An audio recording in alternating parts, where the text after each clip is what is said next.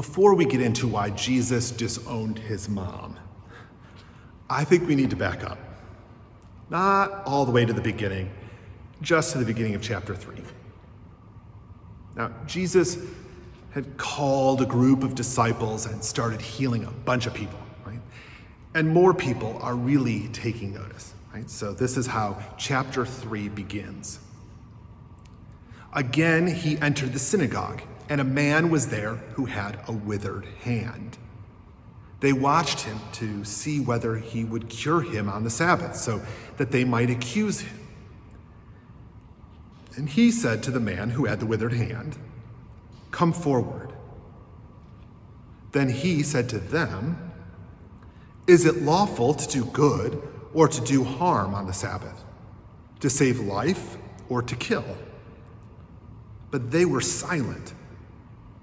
He looked around at them with anger.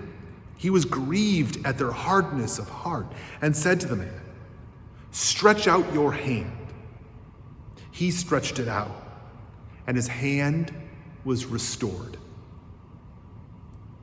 The Pharisees went out and immediately conspired with the Herodians against him, how to destroy him. Now, I'm not entirely sure who the "they" in the beginning of this passage is, but I have my suspicions. Because see how they watch him? Not with generous hearts of wonder, but with intention. They want to accuse him, to catch him in the act, certainly, but more importantly, to condemn him.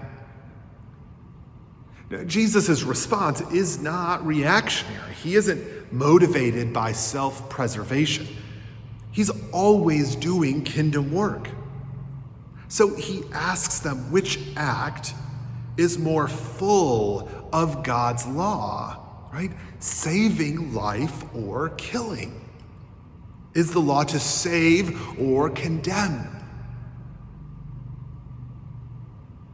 Nothing. He gets nothing. And with anger and grief at their obvious desire to condemn rather than save, because that's what they came there to do, Jesus heals the man with the withered hand, and the leaders then plotted to kill him. This is the pretext. No. But what happens next is just as important. While the Pharisees and those loyal to Herod are plotting assassination like they're the CIA, hordes of people begin mobbing Jesus, not to kill him or hear his words, but to touch him, be healed by him, physically surrounding him, pushing each other and against him. So Jesus tells his disciples to go get a boat. It's too dangerous for him and the people. It says, so that they would not crush him, for he had cured many, so that all who had diseases pressed upon him to touch him. Get a boat, not to escape, but because he needs a barrier from the mob. He actually isn't going anywhere here. Without touching them, he still has something for them. This is when he calls 12 of these disciples to him, right, and anoints them apostles to be Christ too. And then they head home. But it says the crowd came together again so that they could not even eat. They couldn't commune. Now, Jesus must get angry and grieved at this, like at the synagogue, because people think he's gone crazy.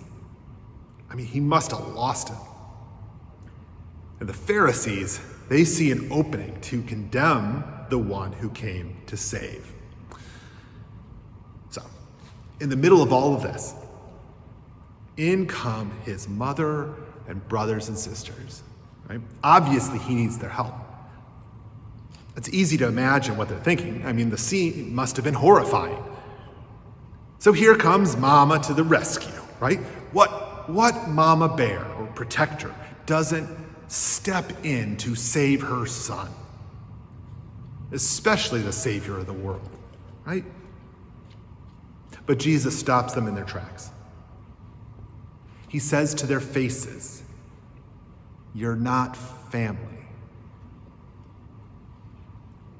Now, what Jesus says is gut-wrenching and appalling, and in a sense, utterly inexcusable, which is why we try to excuse it theologically. Of course, he should not be saying this. It isn't nice. But he's trying to speak to this wider deal, right? So we pull this further into the Christian project and point out that the family isn't acting like followers of Christ, like Reed being Christian, so they aren't part of the project. And while this is really close to the point of the story, I find it frustratingly distant to just accept it that way. Like a bureaucratic reading of what it means to seek the love of God and bring wholeness to the world. And because of that, it only considers half the point. This is why I wanted us to explore the rest of the chapter first, because this is not a story about who Jesus's real family is. It is about the nature of the Jesus project itself. And Jesus was in danger the whole time.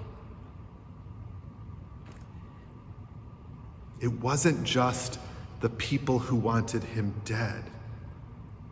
They aren't the only threat in the story. It's the swarms of people that want something from him, right? It isn't their need, but their greed, right? They come to be healed, to even steal healing by touching him without hearing him.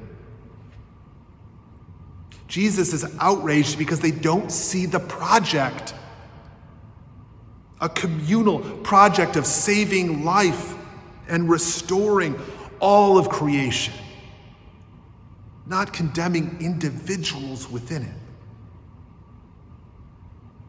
And this is why family gets so confusing. Right? They are trying to save Jesus' life from the condemning, right? That sounds like the right thing. So why isn't it? It's because the project isn't just Jesus. The gospel isn't summed up in this one moment.